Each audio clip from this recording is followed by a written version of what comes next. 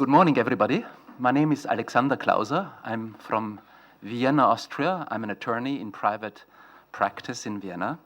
And first of all, I would like to thank you, Lorenzo, for inviting me to chair this first panel. It is, to me personally, a very nice undertaking because it gave me an opportunity for a nostalgic journey to Brussels, where 29 years ago I spent 1.5 years as a stagiaire of the Commission. And secondly, it gave me an opportunity, on a very personal note, to visit my son and his fiancée, who live and work in Brussels, which has a nice cost-efficient side effect because I did not need a hotel.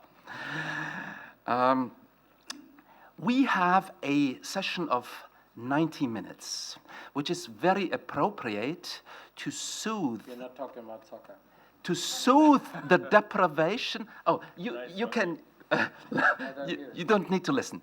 To soothe the deprivation of lack of a football game last night. So we will have instead a 90-minute session now, mind you, however, with no extra time and penalties only for those who extend the time limit.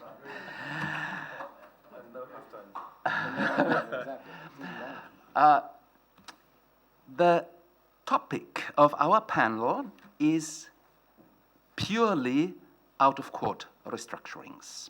And I emphasize on purely because the second panel will be semi-formal restructuring, so we have to be careful to stay away from the semi-formal. We are purely informal, purely out of court, and that, Lorenzo, is a bit audacious to entrust this to a lawyer from a country like Austria.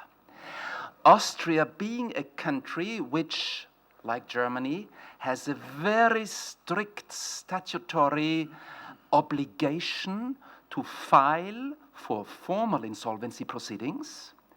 So when my clients come to my law firm as debtors, usually the main and first advice I have to give them, you are already past the statutory time limit, go and file for formal insolvency proceedings today or tomorrow at the latest. This leaves very, very few time span, very little breathing room for purely out-of-court restructurings. Why? In a country with a legislative framework like Austria, everybody who attempts purely out-of-court restructuring after those 60 days, and in Germany it's even shorter, is already at risk of incurring personal liability, civil or even criminal. So in practice, it is of course attempted. In practice, it is undertaken, sometimes even successful.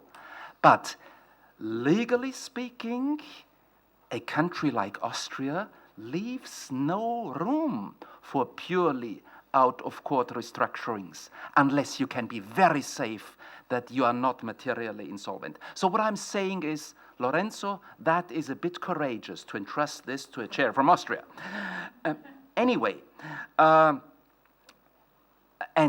mind you, the other type of clients that I advise, one type is debtors, whom I have to tell, you're already past the 60 days deadline. And the other type of clients that I advise is directors and officers who failed to obey this 60-day deadline that we have in Austria, or auditors who failed to observe the 60 days deadline and advise their client to continue trading, or creditors, banks who contributed to trading in the area of insolvency. And what do these clients need? they need legal representation because they are being sued. My main task in insolvency-related litigation is defending auditors against huge, massive damage claims for not obeying the 60 days deadline, for attempting purely out-of-court restructurings. So I'm in favor of purely out-of-court restructurings because it brings me business. Finally, fortunately, I have 3 experts here on this panel who can add and contribute more than I to the topic of purely out-of-court restructurings, other than it gets you into trouble.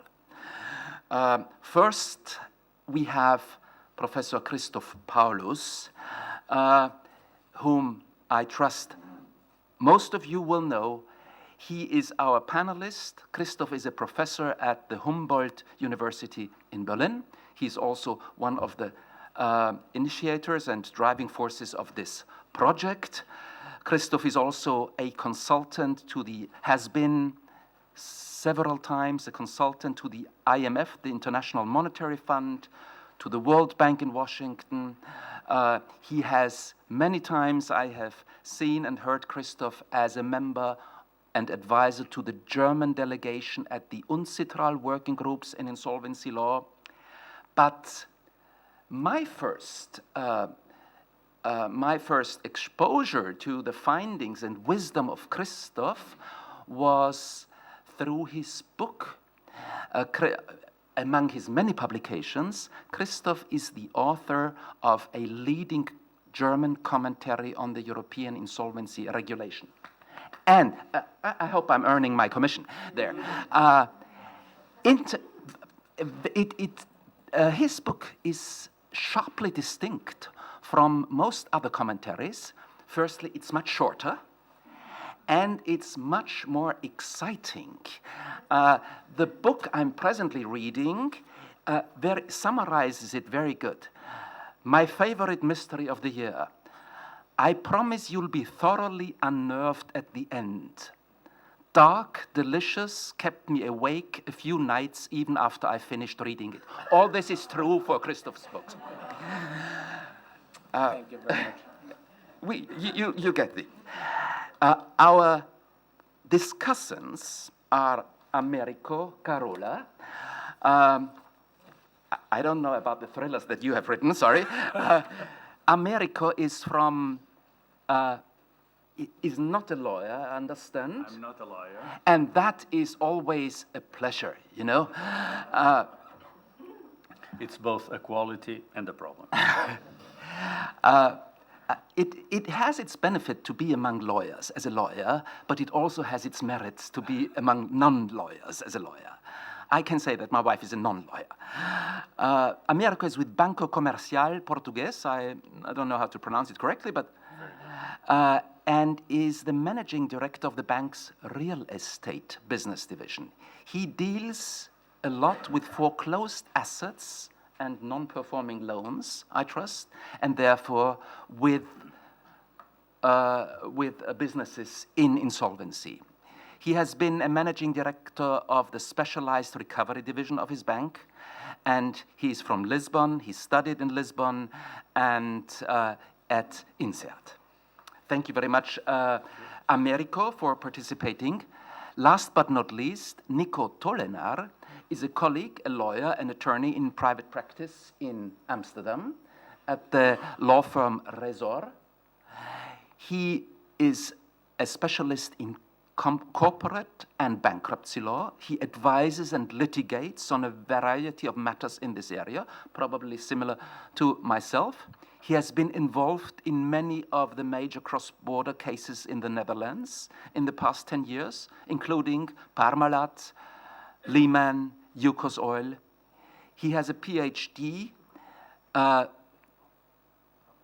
based on a thesis titled, very appropriately, Pre-Insolvency Proceedings, Foundation and Framework, from the University of Groningen, and is a fellow of Insol International, the IBA, and the ILA. Thank you very much, and without further ado, I leave it to you, Christoph. Thank you very much. I have to begin with a couple of opening remarks. And the first of one, Alexander, goes to you. I've never been introduced in such a nice way. Lorenzo, you tried your best, but you failed. And everybody else, I mean, that was just amazing. Please buy my book. And then I'm going to pay you. So that was just fantastic. Thank you very much. Second preliminary remark is, as you heard, I'm the representative of the German delegation, and let me begin this way. It was a pleasure working together with friends, and with all the friends who are sitting here and now looking at me. I mean, it's just like Christmas, and it's a wonderful thing. Thank you very much for having me taking part on it. And additional thank you to you, Lorenzo, for mentioning the other German representative who's not here. I'm representing the German team, but the real worker was Wolfgang Zenker, and I hope that he's now following the stream. He did a marvelous job, and I'm really grateful that you did it on your own without my mentioning or pushing you in this direction. Thank you very much. He is really outstanding. So having said this, I join Alexander in saying that I was allotted this piece here, or this panel, because I'm from Germany and I've absolutely no experience about semi-formal pre-insolvency proceedings. We have something like that in Germany with regard to bond issuances, but that's a specialty, a special area, and it's far from being common. We have in Germany the discussion of introducing such a procedure for quite some time. A minimum would be something like 8 years. But that was inspired by the migration cases. So we in Germany, like in other jurisdictions as well, we had cases in which the debtors moved the center of main interest from Germany to England in order to make use of the advantage of insolvency regulation. Then they discovered that this is pretty expensive. The first case, the figures which I've heard were between 40 millions and 80 millions, which is crazy. I mean, the 80 millions, if it was the cost, they could have or should have used that to repay the debts with the creditors without the need of moving around. Then they discovered the scheme of arrangement, and that was the primary opener. And then we have the pleasure of having Reinhard Dammann from France, from Paris here, who is sort of driving force for the French evolution of pre-insolvency proceedings. So we have really an enormous amount of knowledge in this regard. And I'm the one who has no knowledge, like Alexander, because we in Germany, we don't have any such proceeding. And for that reason, I decided that I take some of the findings or of that what is written in the report that was sent to you. I think the latest was, I stopped counting the emails when I was at 137 or something like that. And it probably was the 248th email that we received. And that was yesterday morning, I think, with the latest report. So I've taken the chapter 1 and parts of chapter 5 in order to give it a structure and to present it to you to a certain degree. If you have a purely contractual approach, then of course there's no need for any opening requirement.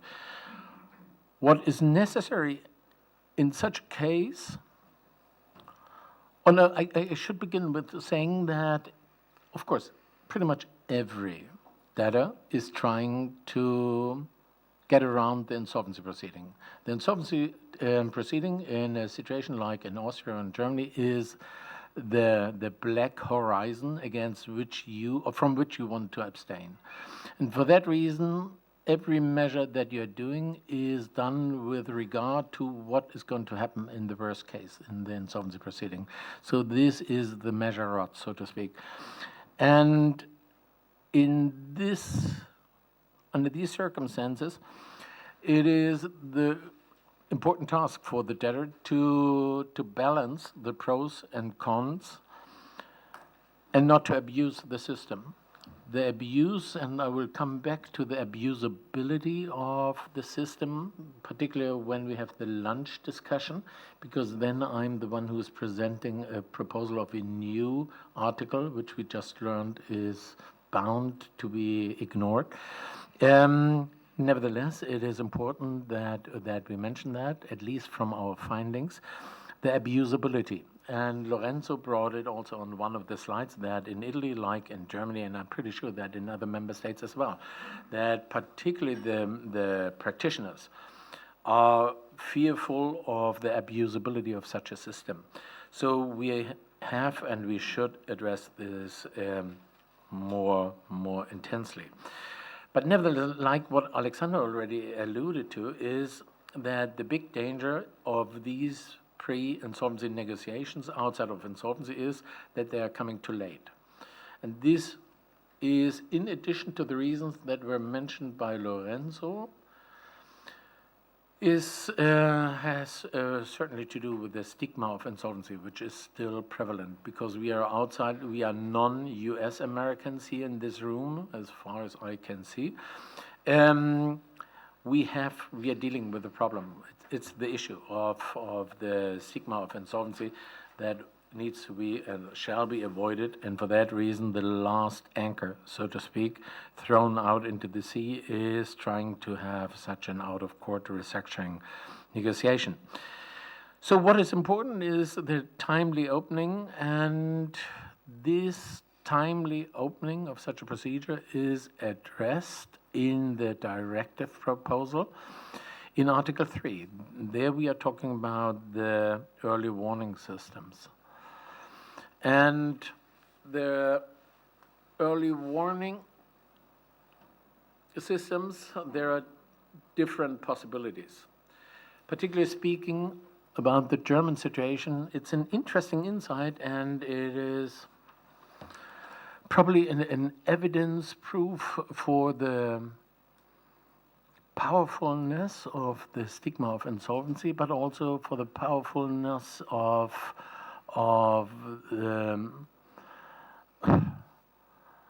the traditional understanding.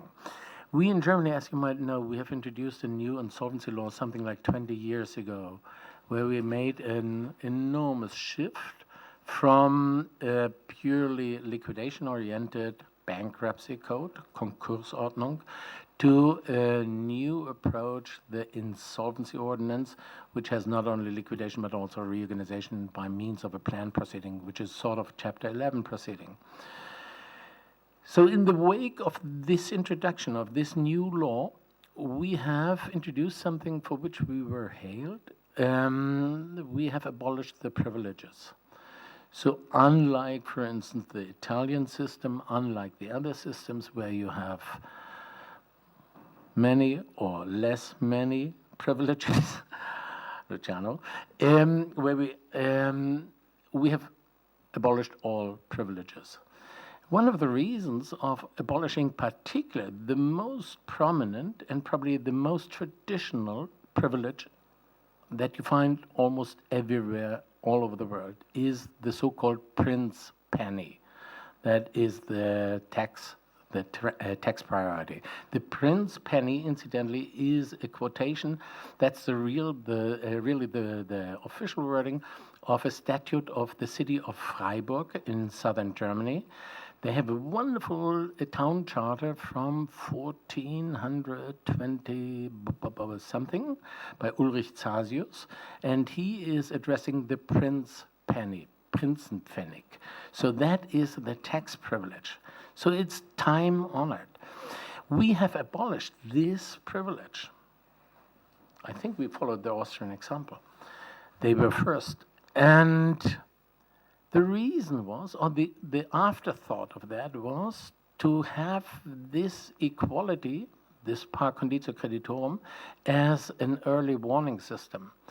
The mechanism that was hoped for is that since debtors usually stop first paying the taxes, that you get the tax authorities to file for bankruptcy.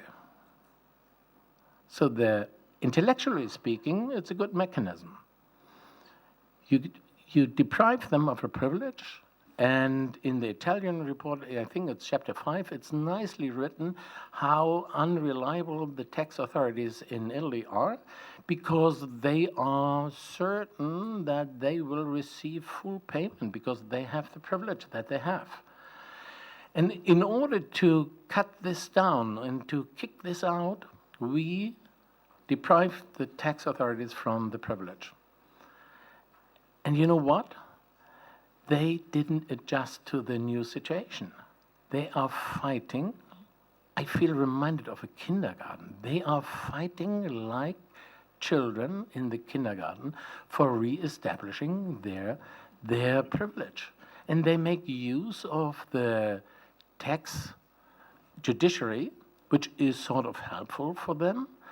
And they even, I mean, can you imagine, they even tried to put their privilege into what is called an omnibus legislative proposal, where you had rules about, let's say, abortion, about kindergartens, about tree planting. They inserted in such an omnibus legislation on number 49, something like that, the privilege for insolvency. And then all of a sudden, and this didn't go through the Ministry of Justice, so nobody became aware of it. It went through the Ministry of Education, and who is assuming that in a legislative proposal to the Ministry of Education that there's something relevant for the insolvency law? That's how they tried it. And then it was the German Supreme Court who ultimately, that was close to an uproar. It was undemocratic. It was a violation of all fundamental rights, but it was correct. They said this statute is invalid. They don't even have the power to say that, but they gave out this statement, which is quite remarkable. So that's how the early warning system of abolishing of par condicio creditorum has been neglected away, so to speak, or has been ignored or has been fought against. So that is a sort of interesting. But nevertheless, we had, and that is, I find, sort of highly interesting finding in the first chapter of our report, we have put together a couple of, as we call it, events of crisis that should be at least addressed in the legislation. And I have personally even the idea to bring it a little bit further. I name first those events of crisis before I address my own idea in this context. You should get the directors to approach to keep the eyes open to key accounting figures, to the depletion of capital resources, to issues with key clients and customers, loss of main customer or supplier, loss of key employees, depending on in which area you are or in which branch you are working, that is probably essential. Change of price of supplies, loss of favorable terms of business. So that is an exemplary list of what we have brought together. It's a little bit more. So these are facts. It's not any longer be aware of how is the financial situation, but it's a little bit more precise. The idea that I have in this context is something what we have only partially addressed in our report is the digitalization of the economy. It plays a role, digitalization plays a role insofar as one of the keywords, and I'm sure that you are more aware of that than I am. One of the keywords of the digitalization is the productive disruption. So if this is one of the essential words for the future development of businesses, then you get into troubles with any prediction of a plan. So we have in chapter, I think, 3 or 4, we are talking about what should be the time frame or what should be covered by the plan. Some are saying 3 years, some are saying 5 years, and it goes up to 10 years. And Lorenzo made in his introductory remarks this reference to the footnote 28, where the court wants to have absolute security about the prediction, which is, of course, nonsense. If this is in an economic environment where productive disruption, which is anything but predictability, where this is key, we've got problems with our predictions. But nevertheless, taking up the idea of digitalization, the more precise the events of crisis are, the better you could use it as a digital tool. So I happen to know of a project which is done by someone in Germany, a huge and extremely ambitious project to connect worldwide, or to provide worldwide a basis for all small and micro enterprises of this world. So it's like collecting, like a union, a workers' union, to unite the powerlessness of the workers in order to create a power tool out of it. So that is the idea behind it. Go ahead. Nacho, but you need a microphone. Sorry to interrupt you. No, that's fine. To make it more dynamic, a very good question. When you mentioned the early warning signs, Yeah. Would you do it, based on the research also and your opinion, would you do it to link it to purely contractual agreements, or when the early warning signs are identified, would that be because we are recommending moving towards hybrid proceedings, so solutions that would bind third parties or get safe harbors against avoidance? So it's extremely important, that part, but also to link it with the Absolutely. with whatever with the next panel and with this panel. Where do we go from there once we have identified those elements? That is a fantastic question, of course. And first of all, I would say this is of use not only for my panel, but also for the next one. Certainly. And then which conclusions you draw, or which Rechtsfolgen, which legal consequences you are connecting it with these elements, that is something we have to come together. Maybe next time in London, we are coming together and discuss which one of the elements is worthwhile of which particular consequence, legal consequence. That's a very interesting question. Nevertheless, if you have, I mean, if Europe would get access, the European Commission would get access to this panel, and if you have, let's assume that this is spread all over the world, something like 90% of the firms of the enterprises of this world are connected on this panel. That's the ambition, actually. And that you have a special tool there, that there is a blinking if one element of crisis has taken place. So the supplier is increasing the prices tremendously. Bing, blink, blink, blink, blink. You are losing one of your main customers. Blink, blink, blink, blink, blink. If two events are happening, it's dark orange. And if three are blinking, it's red or something like that. I mean, that is something we have probably to become aware of, that there is a possibility that we can technicalize, so to speak, our legal findings. And that is something which would be, I think, worthwhile to follow. So let me add up a few, make a few more comments. I strongly recommend to you to read, particularly in chapter 5, the remarks about the special situation of banks as being creditors. They are not any longer the usual creditors. They are following their own, they have to follow their own path. They are bound by prevailing rules. So they can't follow the wisdom, the individual wisdom or hopefulness of the individual debtor. They are bound by other rules. by overarching rules.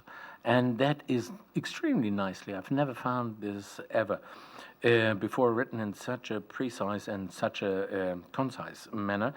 Tax authorities are an issue in themselves, of course. To deal with them is, and now I'm speaking again as a German, and I'm pretty sure that many in this room from their own respective countries would agree. And that is also the result of the finding of the German team of Wolfgang Zinker. They are, apologies, a pain in the anatomy. It's extremely hard to deal with them because usually they are the ones who are bound to say no to any restructuring proposal, and at least in many, if not in most cases. So there we have an enormous problem. Okay, can I leave it at that at this moment? Thank you very much for your attention. Thanks.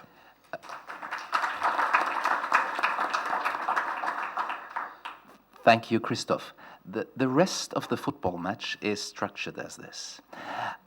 We have Americo and Nico to comment on the concept of purely out-of-court restructurings, to draw from their expertise, their respective experience, and their respective jurisdictions. I'm, as an Austrian lawyer, particularly interested to hear whether in your country or in your country, purely out-of-court restructurings can indeed work without, as I mentioned, being at risk of personal liability, whether it works well, what is needed, and I'm looking forward to hearing from you, Americo, and from you, Nico.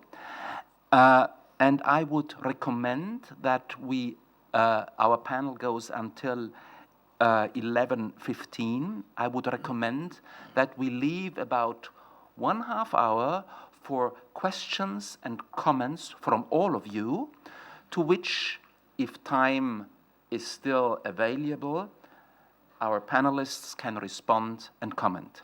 Thank you very much, and with this I will hand it over to you, Americo. Thank you. Okay, thank you very much, Alexander.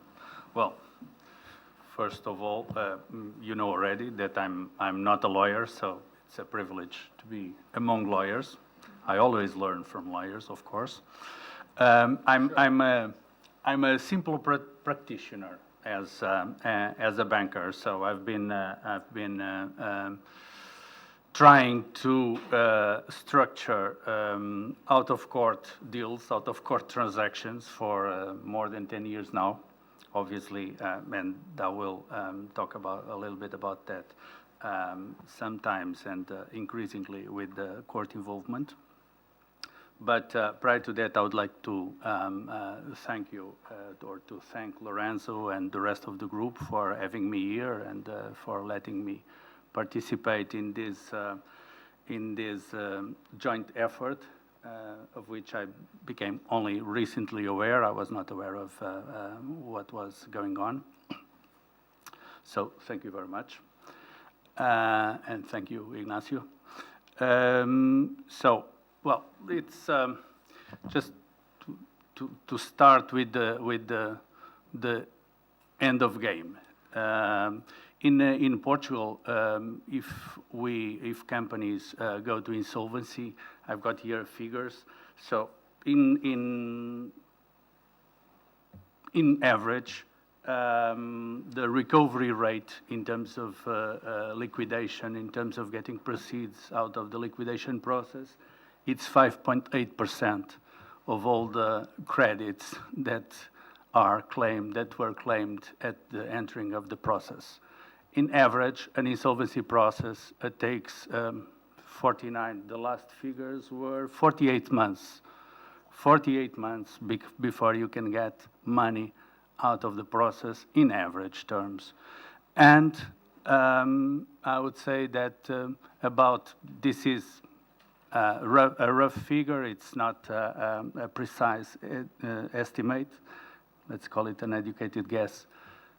98% of the insolvency processes goes into liquidation.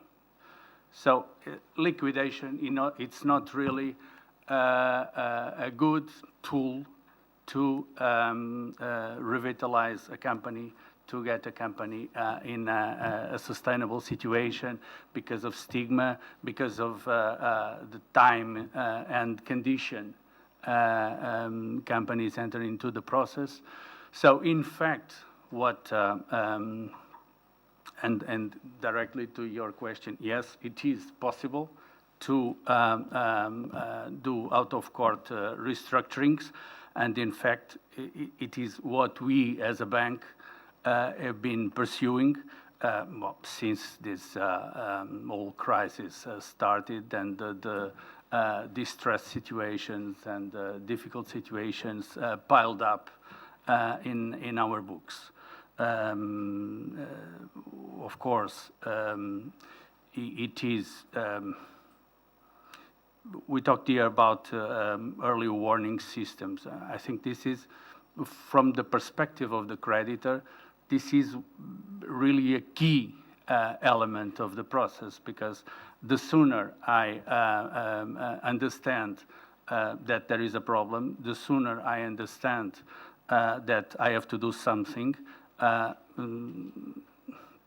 the easier the resolution or the solution will be, and of course more ample is the range of solutions that I can apply, that I can negotiate. And of course, this is from the perspective of a bank.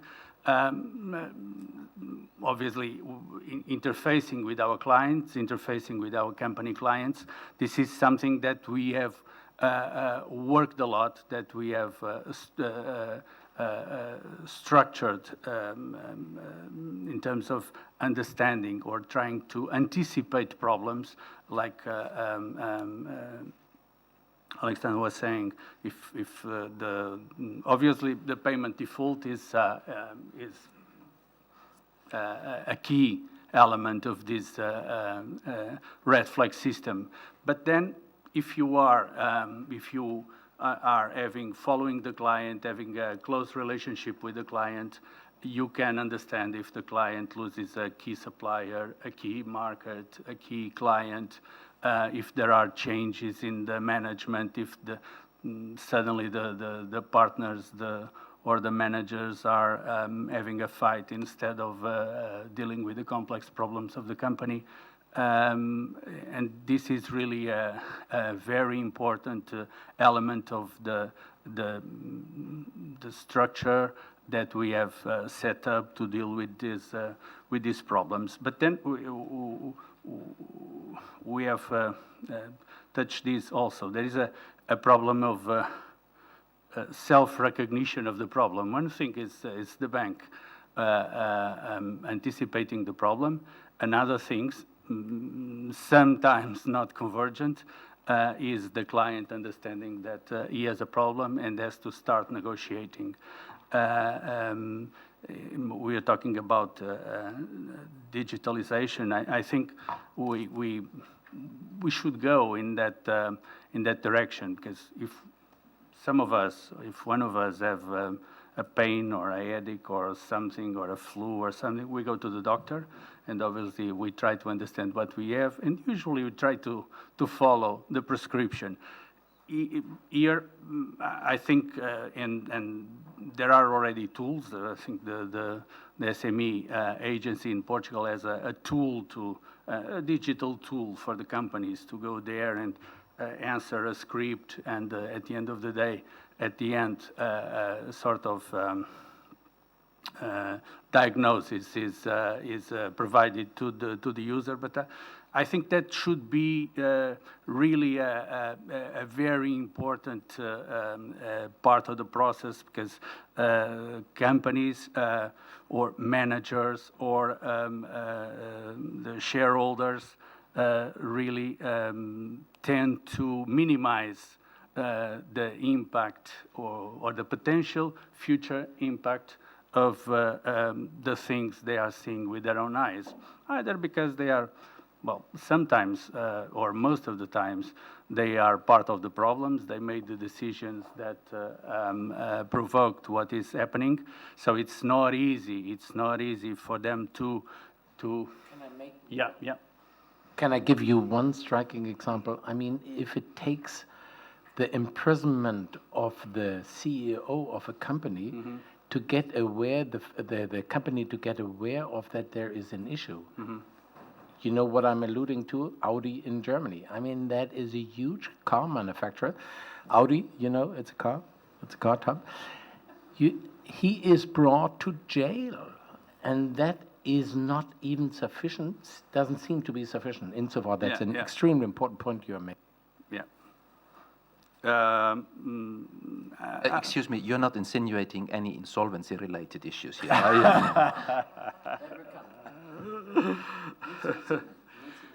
Very good. Well, this self-diagnosis phase, of course, we can. In Portugal, we don't have those aggressive tools, legislative tools. Of course, there is liability, but it's not a black or white situation.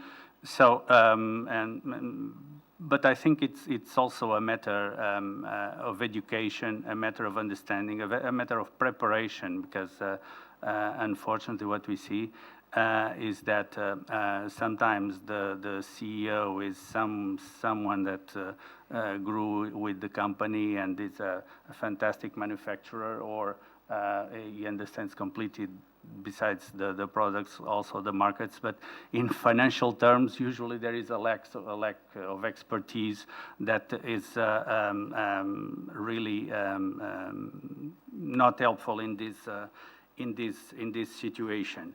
But going back to the out-of-court restructuring, well, in fact, we have been doing from simpler to complex. Of course, there are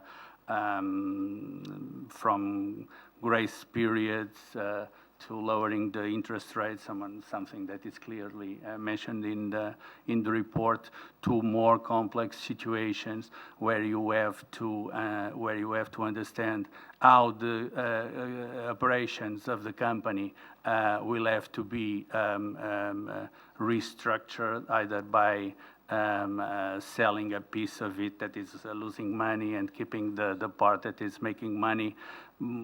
Something that is mentioned in the report also, obviously, deleveraging or reducing the head count, because obviously the companies they had a balanced structure that was prepared for a type of market. Then suddenly the market reduces, the turnover reduces, and the companies stay there with a balance sheet that is prepared for 200 million or 100 million turnover, and then suddenly they have 50% of that. So in terms of the assets, in terms of headcount, in terms of that, obviously they are not prepared for the current situation of the market, and unfortunately the market is very fast in decreasing, and usually a lot slower in coming back. So, but we and the companies in Portugal have been able to do these out-of-court restructurings, but since 2012, we have an instrument that is kind of court regulated, so it's not purely out of court situation, and that instrument, which is called the special revitalization process, it has been increasingly used. It's not an instrument that has overridden completely the totally out of court or purely out of court restructuring, but it's helpful. It's helpful for the creditors, it's helpful for the debtors, and it's sometimes an instrument of abuse. We have talked here about debtors being abusive, and that it is the case sometimes. This instrument, the negotiations are held in an out-of-court situation, but the claims are, prior to start of negotiations, submitted to the court, so it's clear who is claiming that and who has the power to vote. And at the end, the court decides the creditor's vote. It has to be approved by at least 50% and at least half non-subordinated credits. And the court at the end promulgates the plan. This is useful because helps dealing with a wide range of creditors, either a big number of banks or other creditors, like we were talking a while ago, suppliers, whatever. It is an instrument that has been widely used. Like I said, does not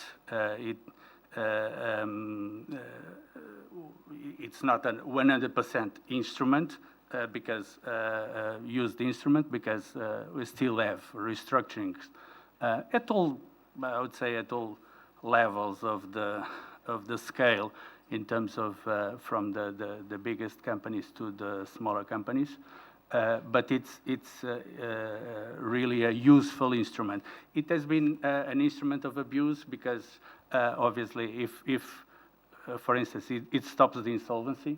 If you have a company that is really insolvent, if the debtor wants, and until 2 months ago, only with the signature of one creditor, of €1 potentially, it could resort to the pair and to the process and stop the liquidation. It is a total waste of time to everybody, right?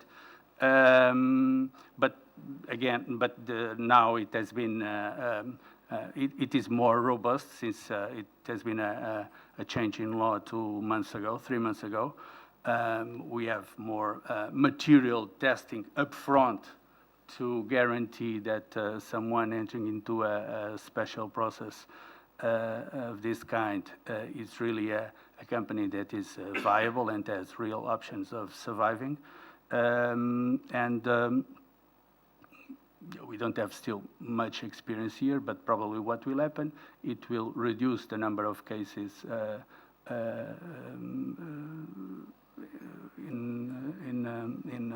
in the market, and hopefully will increase the quality, because what we see from these, at least a percentage larger than the one I would like to see there, is processes that, in fact, okay, you have a process, then imagine the process provides for a grace period of 2 years. Then when the company is requested to start paying capital, it's in default and you have another process. It's what I call from going back to football again, from victory to victory until the final defeat. Because it is really like that. And well, to not occupy all the time, this is. Thank you. Thank you very much, Rico, for that Portuguese perspective. And I would like to invite now Nico from Amsterdam to give us the Dutch perspective on purely out-of-court restructurings. And then I think it should leave us the time to also gather your comments, your experiences from your practice, from your jurisdiction. I'm still trying to understand and to hear examples how purely out-of-court restructurings can indeed work. Whether there is a chance that this is actually being undertaken in a legal, legitimate way, without being constantly at the risk, I say this from the Austrian perspective, of civil and even criminal liability. Just so that you understand my mindset. In Austria, we are presently having the insolvency of the largest post-war insolvency pending. It's a construction group that was operating worldwide. It went into financial difficulties for approximately 1.5 years. The banks, the large creditors, the shareholders undertook to rescue this company through a purely out-of-court restructurings. What did it end up? How did it end up? The largest Austrian post-war insolvency proceedings and criminal investigations against the managing directors, against the auditors, who I happen to defend in the criminal proceedings and in the civil damage litigation, and also, America, criminal investigations against the banks who allowed this company to continue trading in a state of material insolvency, thus deepening the insolvency, and now they're all at risk. So, Nico, therefore, as I said, this is my very negative, very overshared perspective from out-of-court restructurings, because they lead you into problems. Perhaps the Dutch perspective is more bright. Thank you. For sure, the Dutch perspective is more bright. Everything is more bright in the Netherlands, so, you know, you just come. Everyone is invited to the Netherlands. Did you participate in the World Cup? No, we're practicing extra for the next one. You know, we're just a timeout for one, just to skip one. Let me start off actually by extending my compliments to the research team having done this research, because Lorenzo, when you set out the key findings this morning, those 5 key findings, that resonated very much with me. And from what I see in practice, and I think that is very much the benefit of thorough empirical research. Often lawyers come up, their research is very much based on what they just find and think themselves, and I think this just demonstrates how valuable it is to actually do the groundwork, find out what's going on in practice, and then base your research on that. So it very much resonated with me, and I actually endorse all of those key findings from what I see in practice. That's one. Second point is, and I'm speaking from my experience in the Netherlands, purely out-of-court restructuring is extremely important, and it happens extremely much. The Dutch government at the moment is busy introducing a Dutch scheme, and the main concern of the banks is that it mustn't infringe on this purely out-of-court practice, that it mustn't hinder or harm that in any way. That is their key concern. Of the restructuring cases that go into the special situations of the banks, and the banks are involved in almost all of the insolvency cases. I'd almost say actually all of them. So they see everything going through the system. When it comes in, of what comes in, 70 to 80% is structured purely out of court successfully and returns back to the normal business. And only 20 to 30% then goes off for a formal restructuring or liquidation. So that just demonstrates how large that purely out-of-court practice actually is. It is huge, and it is much larger than anything that we see in the formal processes. That's a very important point to make, at least from the Dutch perspective. Now, purely out of court is no court intervention, no coercion, no nothing, fully consensual. Everything that... well, I mean...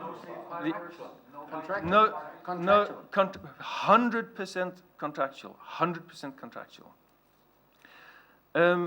Now, when doing research and when expressing our observations, we have to be very careful not to be guided by what we see, or only what we see. You have to be cognizant of what you don't see.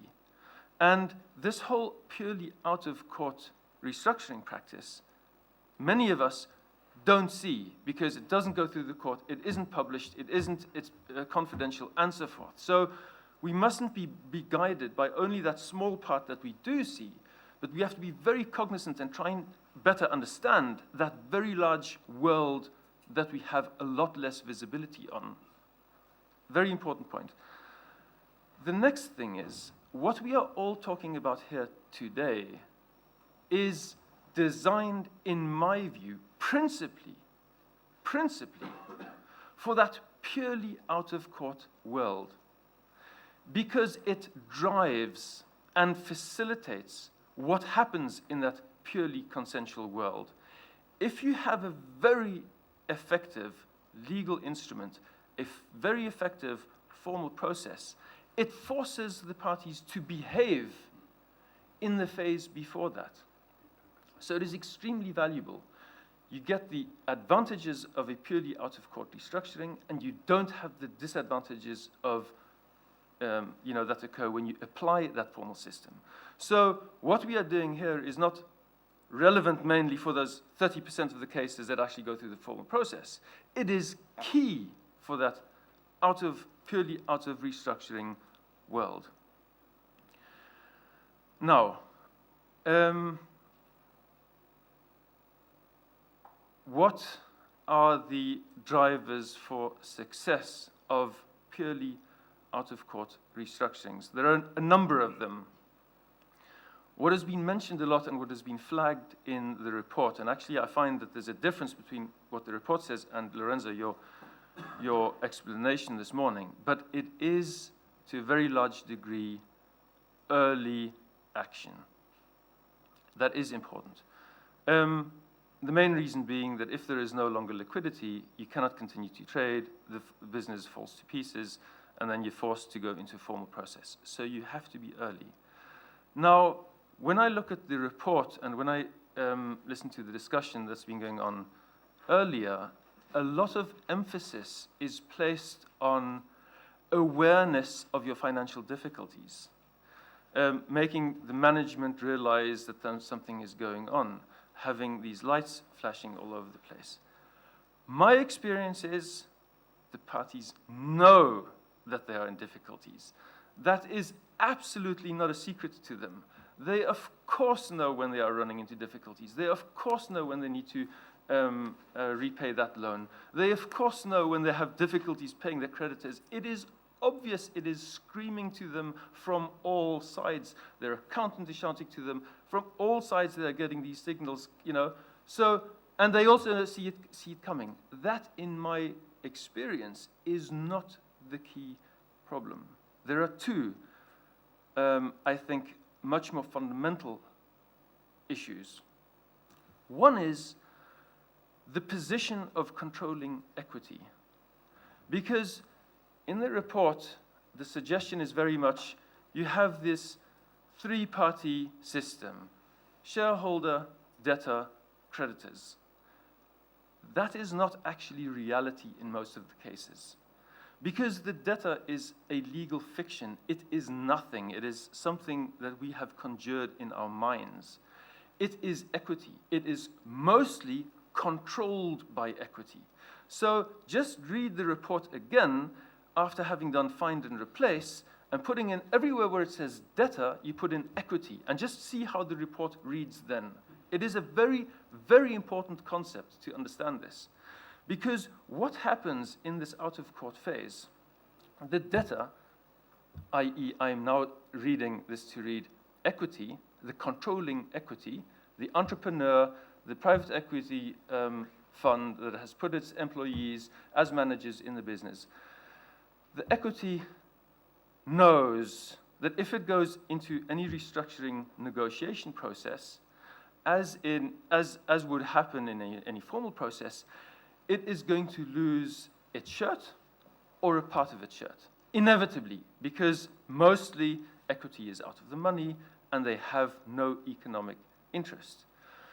So, and inevitably in those negotiations, a portion of the loss, large or smaller portion, but a portion of the loss is going to be imposed on them. That is not where they want to go. They have nothing to lose because actually they have no economic interest. And just think about it from the perspective of equity and management, just who are often aligned. You know that if you go into the restructuring process, negotiations or a formal process, you're going to lose your shirt for sure. Loss is going to be imposed on you. But you aren't just sitting still, of course. You are pursuing all kinds of other operational, commercial, financial options at the very same time. You're working on business operational improvement, you're working on getting new customers, you're working on refinancing, you're working on this, you're working on that. All of those other options might give you the escape.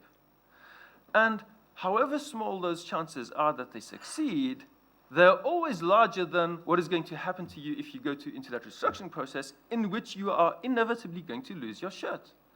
So even if those chances are remote, you are going to pursue them anyway.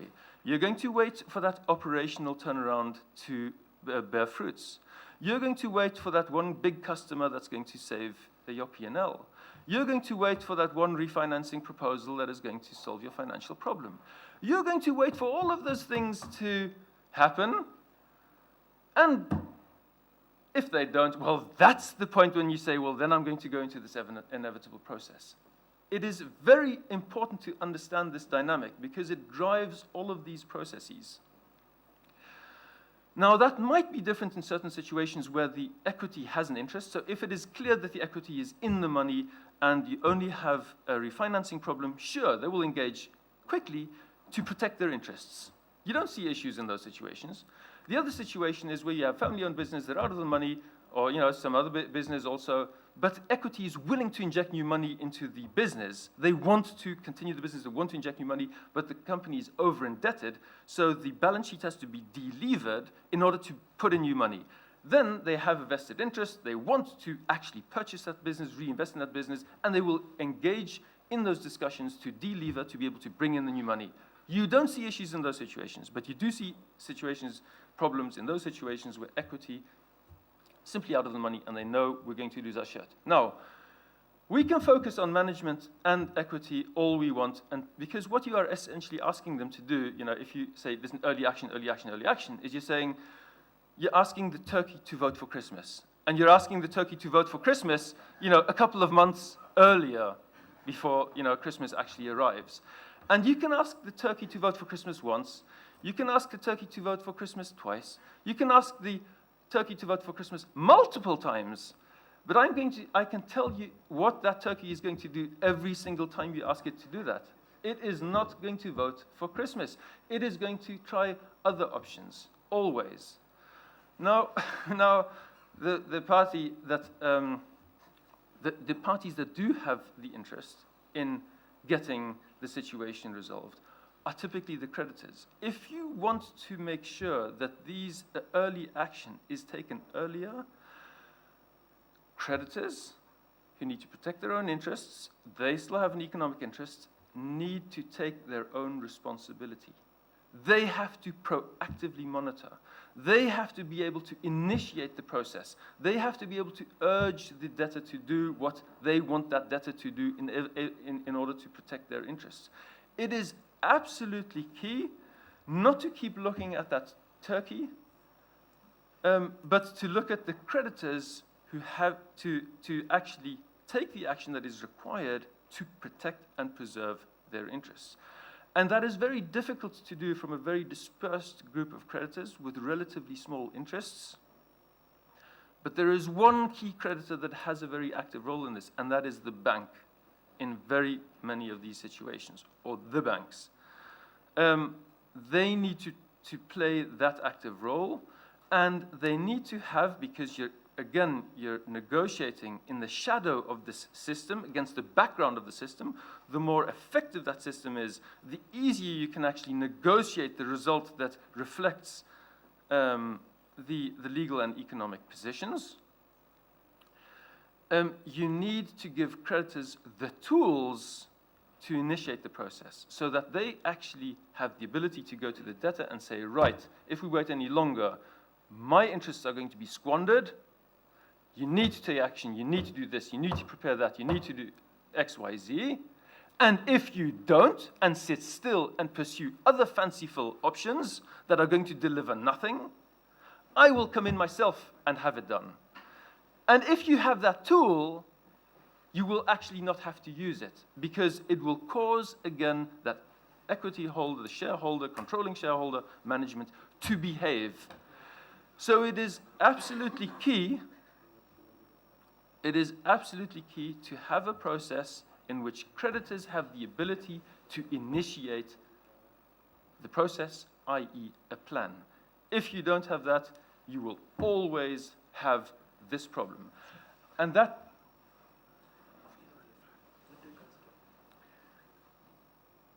mechanism has to be designed effectively because, again, position yourself in the situation of a creditor. It is very difficult, actually, to propose a plan or a competing plan. You don't have access to management. Management is aligned with shareholder with whom you have a tug of war over the value because they're out of the money, you're in the money. You don't have information. You don't have access to financial parties who'd like to refinance a portion of the capital structure, and so forth. Very difficult. The Dutch proposal now is kind of following the Irish example of examinership, where you have an independent court-appointed expert come in who can then, at the initiative of the creditors, propose that plan for their benefit.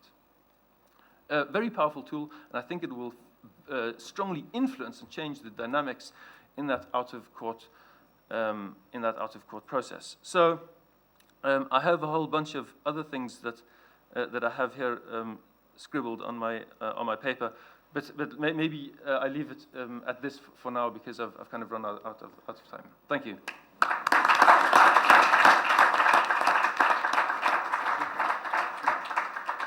Thank you very much, Nico. I think Christoph has a comment, probably on the Turkey issue. And then I would really like to hand it over to you, our participants, to give us your Turkey experiences and whatever questions and comments you may have, so that we can timely call it a game at 11:15 and go into the break. Thank you. Thank you very much. Nico, just one word about what you said. It was very convincing. It was excellent. We have addressed in the first chapter this, what can creditors do? And we are discussing there if we should impose a duty, and we reject this possibility on the creditors, particularly on the banks, to supervise, to check, to have a constant warning system, because of the banks anyway, they are showered with obligations from all sorts. So we refrain from adding an additional. And we have also addressed there the covenants. The covenants, of course, in this context play an enormous role. They are replacing sort of another early warning system, which is, in Germany at least, the over-indebtedness in combination with the duty to file for insolvency. So we have addressed these issues, but nevertheless, you made a very, very strong point. Now I think I see... Okay. I just like to comment on that very briefly. I am by no means in favor of imposing any kind of legal obligations on anyone in that out-of-court phase. We must stop thinking that we can solve everything by imposing rules and more rules and more rules and more rules. We can't and we mustn't. It is not the right way to go. The right way to go is exactly what this research team has done. Thinking about what is going on, how can we improve it in practice? It is a matter of practice. It isn't necessarily a matter of formal law. Let's stay away from the law. The same comment goes to the question of I think it was Ignacio, you this morning, and Irit about the SMEs. Will we be able to include a new chapter in this directive? In my mind, that is not the key thing. It's not important. What is important is that we have the ability to develop these best practices, act according to these best practices, and that the regulation or the directive or whatever, or any national law, does not inhibit or prevent or bar that. That is the key thing. But the most important thing is to develop the understanding, to develop the practices, and that is exactly what this whole research project is about. Thank you very much. We are approaching the last 15 minutes of our game, and I have six comments, 6 volunteers here on my list. I will start with Americo, and then I will try to give everybody the floor. Thank you very much. Thank you. Thank you. Well, I totally agree that the law should not impose no duty on anyone to solve whatever. Particularly not on banks. Particularly not in banks. Obviously, the banks are it's in their best interest to be aware of what's going on, because at the end of the day, the default will be on their books, and it will, and the consequence will be a capital call on their shareholders. So there's a clear incentive. That's why I agree totally with what Nico said. And I think the two main success factors of an out-of-court restructuring, in my view and in my experience, are change of control and new money. Because if you have change of control and new money, the people that are there are part of the problem. Most of the times are part of the problem. That's why I call for an educational process earlier on, but they are part of the process. Some of them will not change their minds, and of course, their money is at stake. And if their money is at stake, everybody is rational. Everybody will take decisions based on where is my money, where can I get some money from it. That's why I sometimes say that the debtors in the recovery division are happy people, because they are subsidized by not paying to the banks, so they can have happier lives. But clearly, out of control, change of control, and new money. And new money usually is a subproduct, is a consequence of a change of control, having a new shareholder, having new people controlling the company and injecting money. Because like it is clearly stated and analyzed and described in the report, the regulation that is to which the banks are subject today, it clearly avoids or create negative incentives for the banks to put new money into restructuring, because if the client exposure is classified as non-performing exposure, even if after a restructuring we have a viable situation, a viable firm, a sustainable business, the new money that the banks will inject at that time will, for a long time, still be classified as a non-performing exposure. And I think probably that could be a change, or this is a suggestion, a recommendation that the report can also make, because I think it will broaden the scope of new money suppliers in the restructuring, which again is a key success factor for restructuring. Thank you very much, Americo, and this leaves us an ample time for discussion from the audience. I have one request to you. When you get the floor, just please, for the benefit of those, most everybody in the room will know you, but there is probably one or the other person who does not yet know you. So therefore, I may kindly ask you to say your name and where you're from, and then give us your comments. Thank you. Riz, please. I think you were the first. Riz Mokel, I'm one of the project team members, and I'm a barrister in London and also associated with the University of Florence as a visiting professor. Thank you very much to the panelists. Very fascinating insights. I have two sets of issues quickly to address. One is about this matter of getting the turkeys to vote for Christmas. I think Nico is too pessimistic about the prospects for doing so. And our report suggests two approaches to incentivize turkeys to vote in the way that is good in public policy terms for them to vote. One is to offer them different ways of being slaughtered. So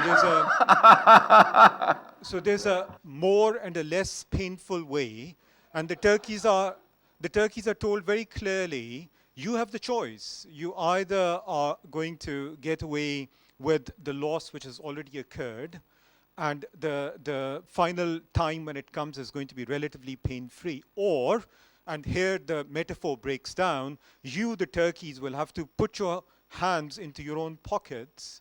You're going to be personally liable along carefully designed lines for your omission to do things which you ought to have done once Christmas was inevitable.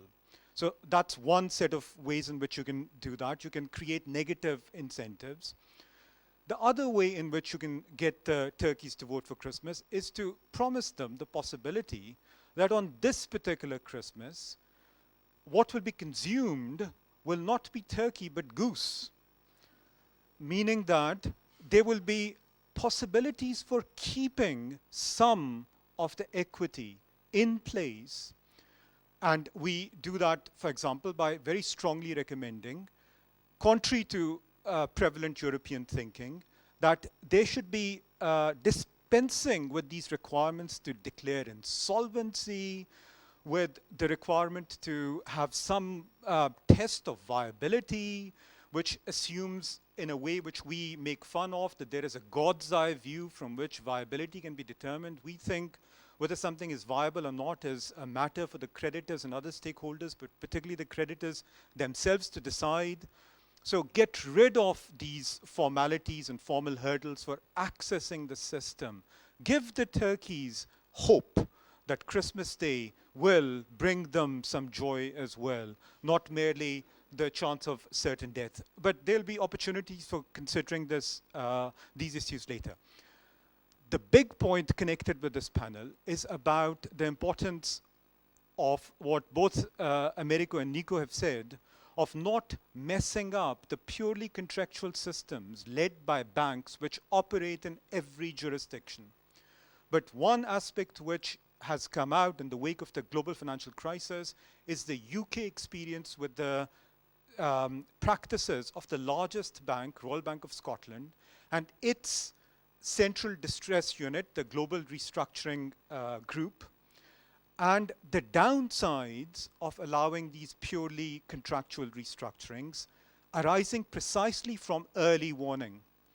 So banks stipulate through loan covenants that the debtor will be in default not only when it refuses or fails to make repayment obligations, but for technical reasons. For example, the debtor's turnover has fallen below, let's say, twice the amount outstanding to the bank.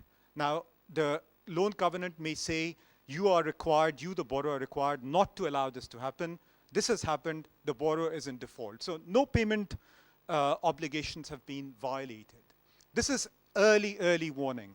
The problem which has been revealed the last some years, and this is a moving target, which is why you don't see treatment of it in the current version of the report, is the abuse that debtors suffered, a proportion of debtors, we still don't know how many, by the central distress unit of Royal Bank of Scotland, the largest bank in Britain, because the central distress unit, this GRG, became a profit-making unit within the bank, meaning that the managers of this unit were paid bonuses by reference to the amount that went through this unit every year, which meant that they had an incentive to bring debtors, distressed debtors, from the branch to the GRG.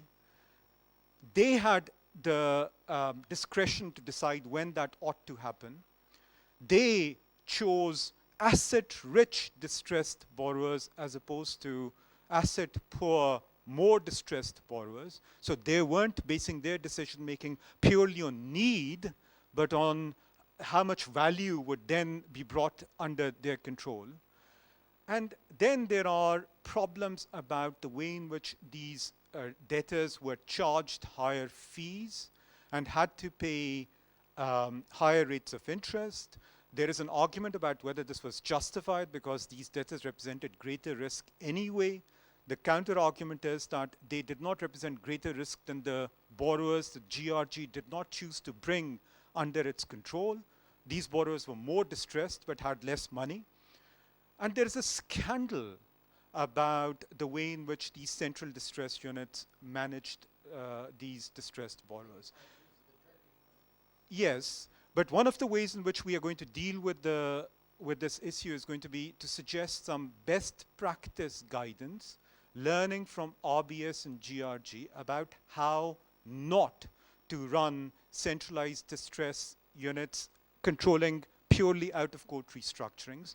We want to leave in place what is good about these out-of-court mechanisms, purely contractual mechanisms, but there is undoubtedly significant abuse, and that needs to be controlled and dealt with initially by best practice, but if the banks don't mend their ways, possibly we need to move to suggesting legislative intervention.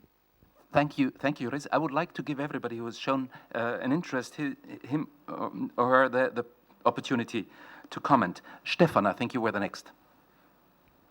Yeah, thank you, Stefan Madaus from Germany. Two comments. One is I want to remind you all of a slide that Lorenzo put up earlier, which was about the future and uncertainty.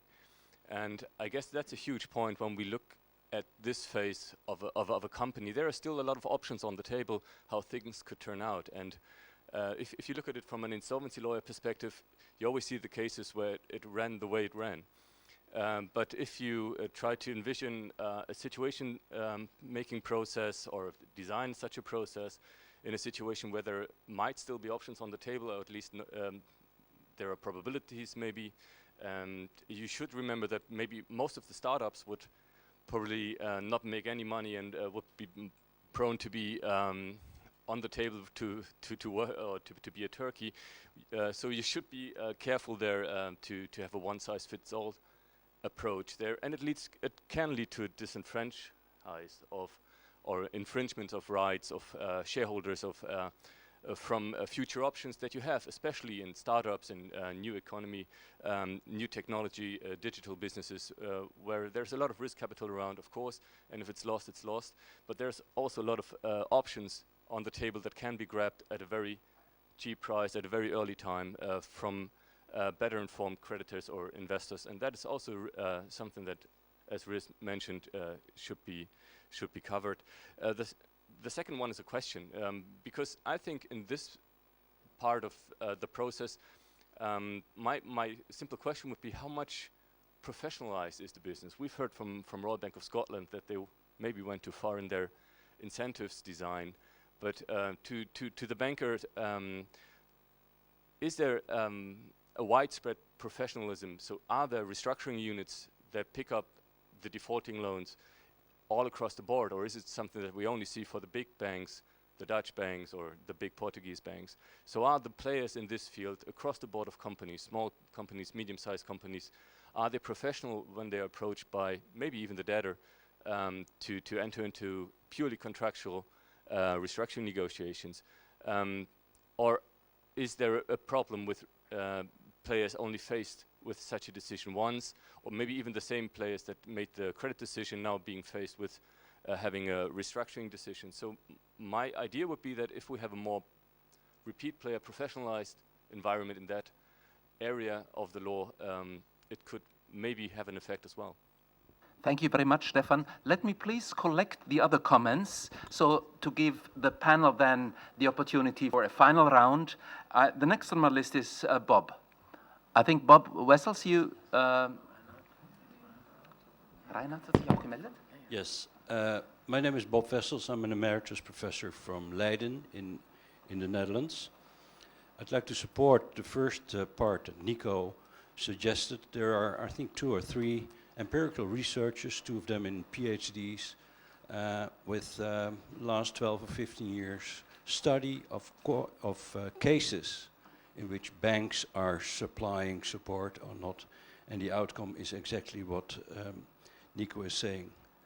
So I thought, when I was reading those reports at that time, and I'm reading also your guideline 1.1, voluntary early warning systems, isn't it time to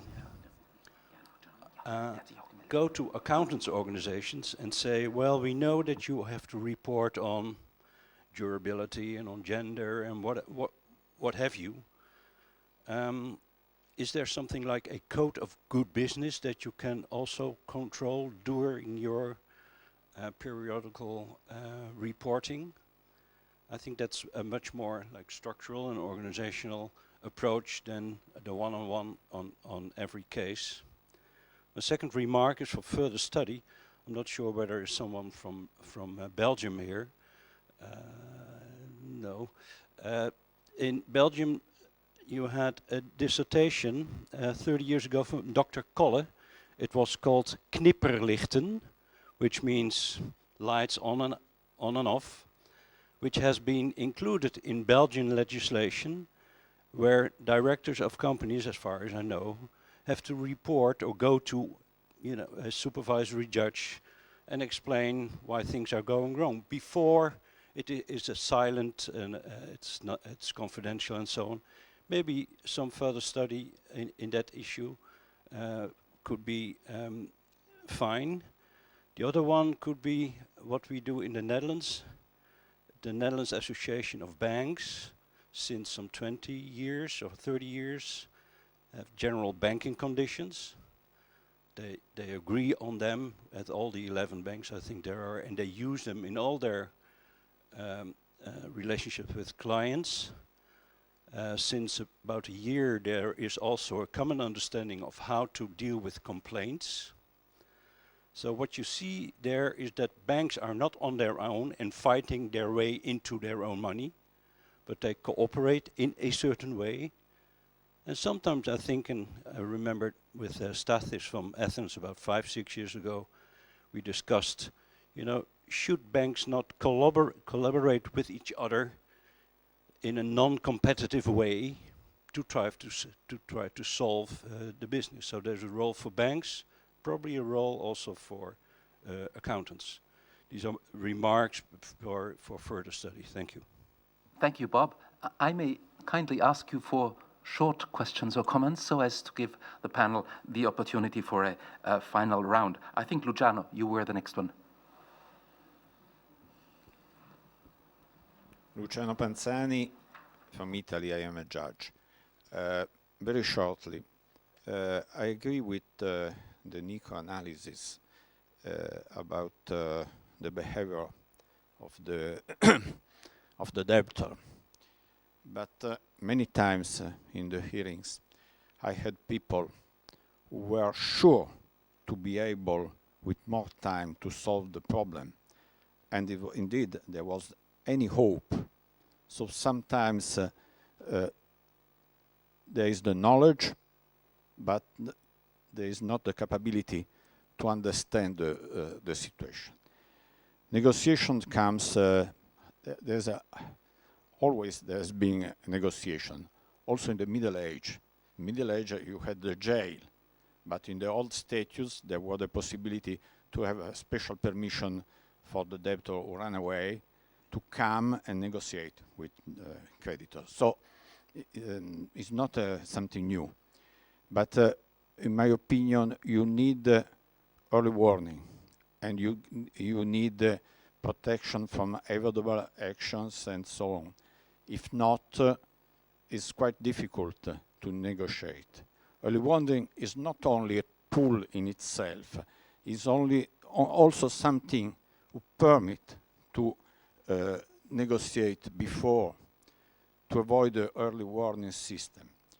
And there is not time to explain more, but there is a point was the basis of the draft we prepared in Italy for the now the new government has to decide if to enact it or not with an early warning and alert system.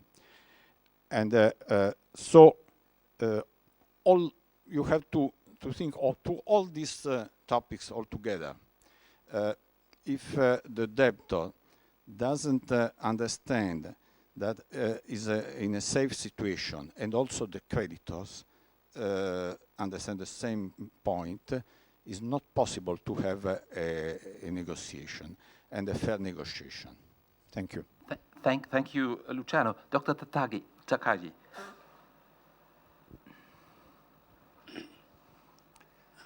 Thank you. I am Shinjiro Takagi from Japan, former judge and former professor. In Japan, we made out-of-court workout guideline in 2001, and but most defect is to make effective 100% unanimous consent of creditors is needed. So Japan may if the financial creditors constituted by Japanese banks, it's not so many problem. But if the foreign bank become a member, sometimes fail. So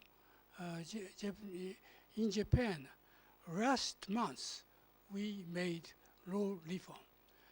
If the almost creditors agreed to the plan, court approve the plan within 1 month.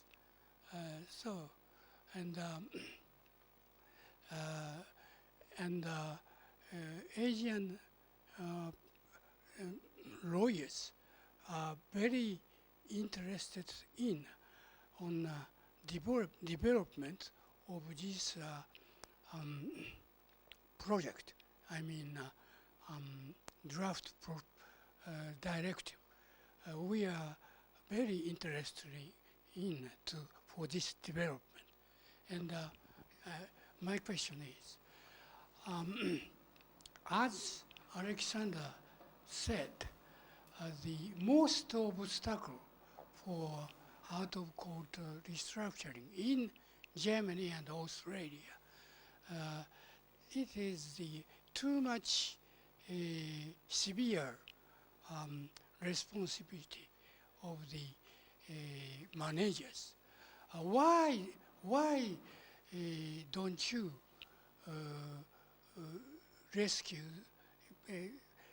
make law reform to rescue failed, honest, unfortunate managers? I think my question is very primitive one, but Oh, thank you very much. It's very valid. And since I want to leave the last word to Christoph, and I think, do we have more Irit?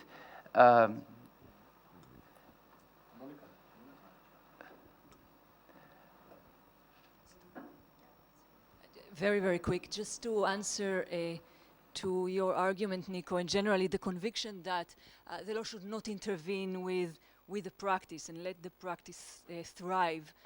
I think it is true only when there is a successful practice, there is a best practice in the relevant jurisdictions.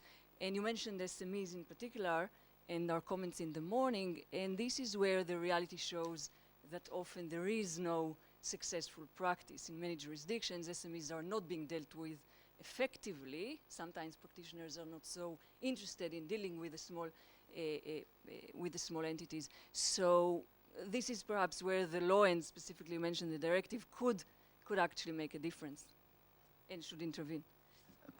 Thank you very much. Are there any more questions still pending? Monica.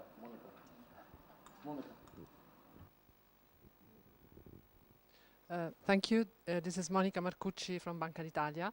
I really appreciated your considerations about the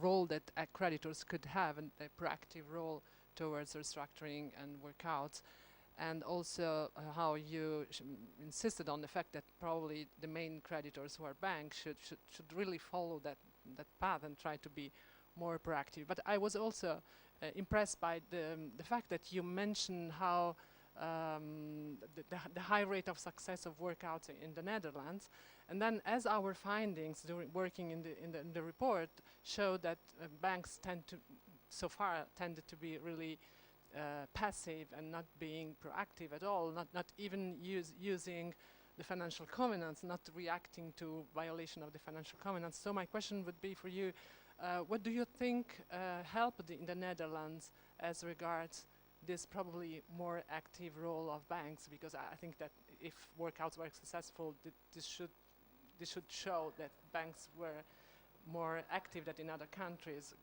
contrary to what emerged from our findings in the research. Thank you, Monica. I'm sorry, I feel like a turkey myself now, because this is not even an early warning, it's a late warning. We're already into the zone of insolvency, or rather into the break. Only if there is a very urgent question, I would like to take one more question and then give Christoph or any of my panelists who would like to comment a final say. Thank you. Thank you. By coincidence, my name is Christoph as well. Christoph Friedman from Eurochambre, and I worked before in a lawyer's office once. And I had the impression it was an Austrian, as you might have heard from my accent, Austrian lawyer's office. And there we saw that basically in Austria, creditors, they don't trust private insolvency. At least that was my impression. So they generally assume that it's at their expense, and one of the other creditors might get preferential treatment, basically.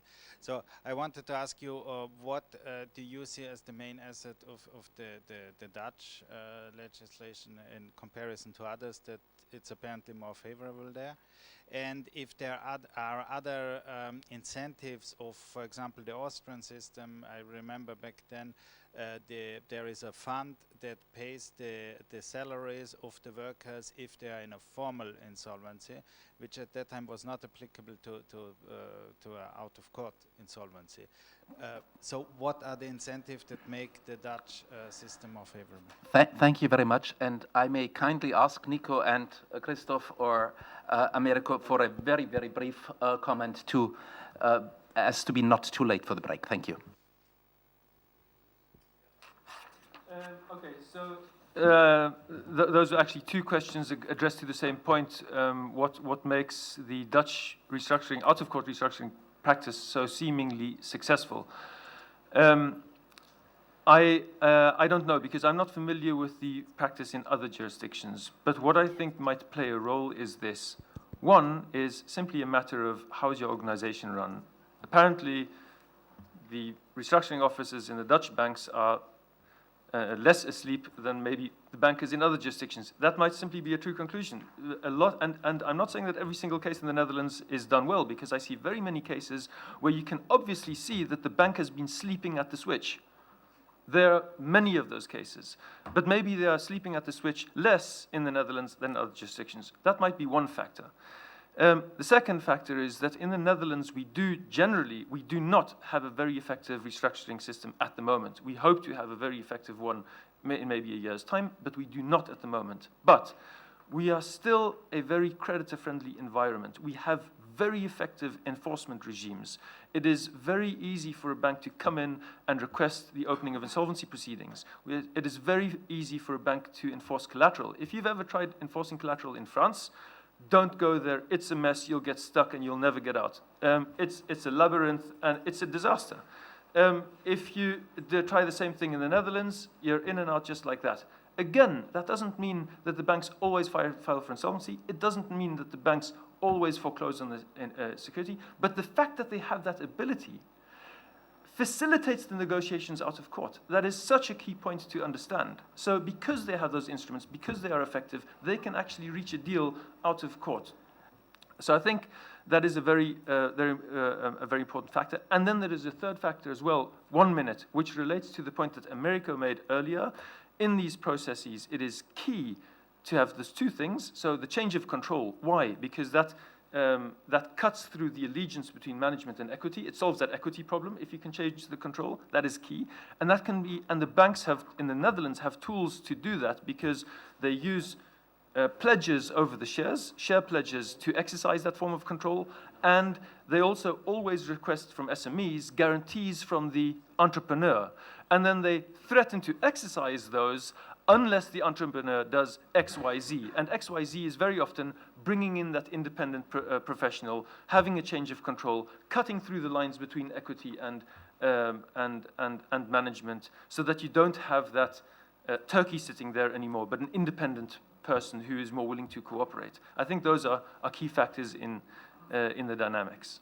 Thank you, Nico, and thanks to all of you who participated so actively. Thanks to all my panelists, and let's have a break. Thank you.